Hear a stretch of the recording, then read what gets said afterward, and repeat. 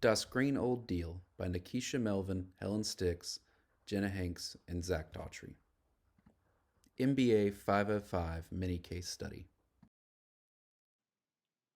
The Renewable Energy Act was enacted in Germany in the early 2000s. This act was created to kickstart the transition away from fossil fuels or nuclear power and instead develop a market for renewable energy. There was a growing interest in Germany to address climate change and to actively take steps towards creating more efficient energy sources. The key concept of this act was for the feed-in tariff to provide an incentive to increase the production of renewable energy. The cost of electricity was increased for all families and corporations using traditional energy sources.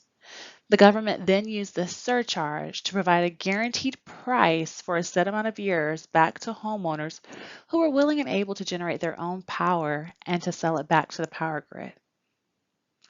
In order to generate their own power, homeowners would need to install solar panels, wind turbines, or some green energy generator. At the time, these installs could cost the equivalent of $80,000 in today's currency. Families with the ability to pay the initial costs would eventually be able to recoup the costs and benefit from the income produced from the renewable energy.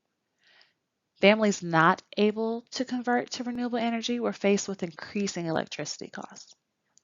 According to Reuters, renewable energy accounted for over 40% of the electricity produced in Germany for 2018. Since the Renewable Energy Act was implemented, this marked the first year where green energy was the primary source of energy for Germany. Nikisha, thank you for that overview. Now let's get into some economics.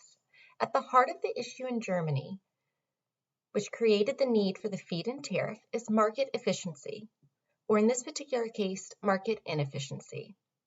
See, given the pollution created in the process of generating electricity, Germany's electricity market was experiencing market failure.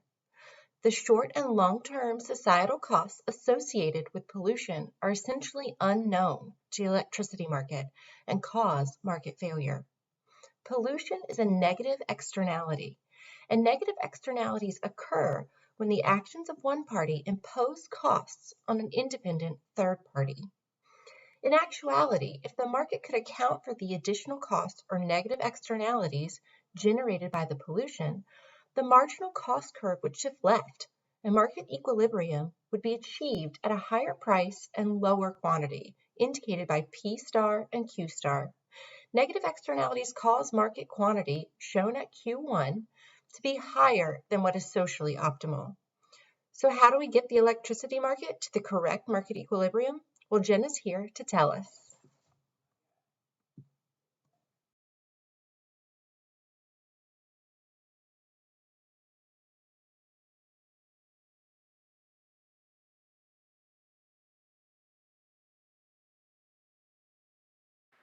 Tax, tariff, and deadweight loss. The feed-in tariff taxes consumers who use electricity in the conventional way. The feed-in tariff acts as a subsidy to encourage consumers to invest in solar energy. With the feed-in tariff, everyone is charged for using electricity. The government pays a premium for electricity that is produced by solar panels.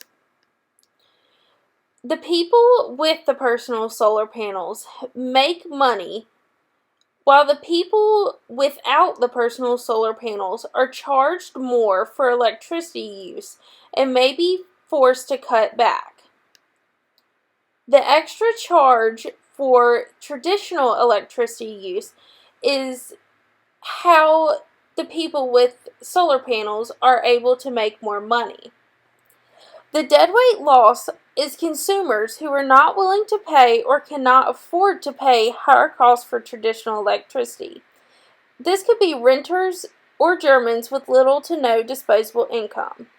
This would be Sunday and Dolores. So here we have our supply and demand curve and our equilibrium at P and Q star. So here you can see the consumer surplus and producer surplus, and the consumers are winning in the traditional electricity market. And when you add in the tariff, the supply curve shifts upward, and we get a new equilibrium at P2 and Q2. With the upward shift in the supply curve, consumers are now only going to have block A. Consumers are going to lose blocks B and C to producer surplus, and they're going to lose block D to deadweight loss.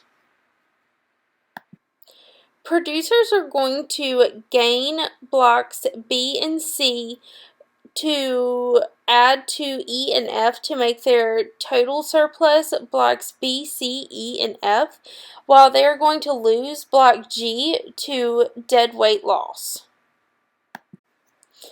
And deadweight loss is going to become blocks D and G. Block D from originally consumer surplus and block G from producer surplus. So to recap, block A is going to be consumer surplus, blocks B, C, E, and F will be producer surplus, and blocks D and G will be deadweight loss.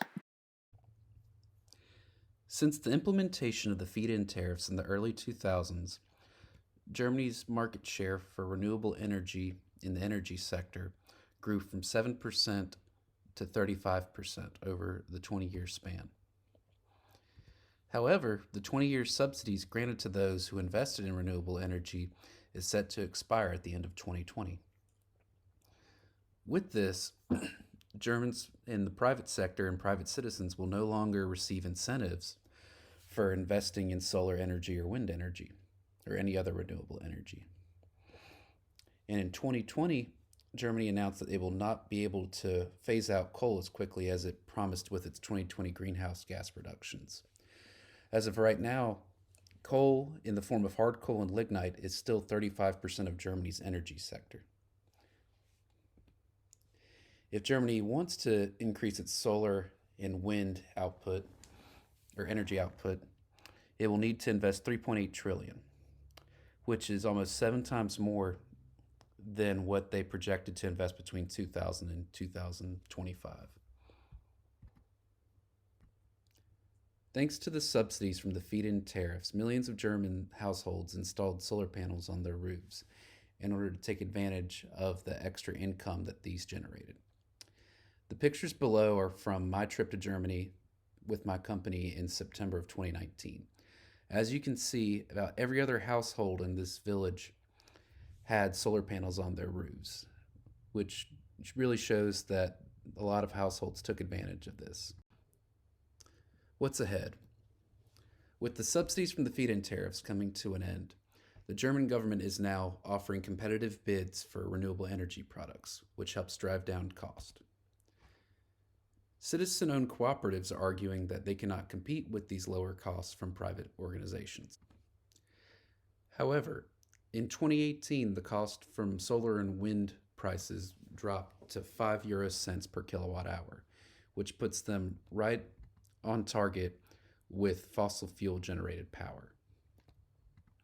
Because of these lower prices, energy created by wind turbines and wind farms off the coast are being hailed as zero subsidy because they do not need the German government to prop them up. As the market develops and more green companies grow in size, we can expect to be able to keep up with the fossil fuel industry and potentially overtake their market shares.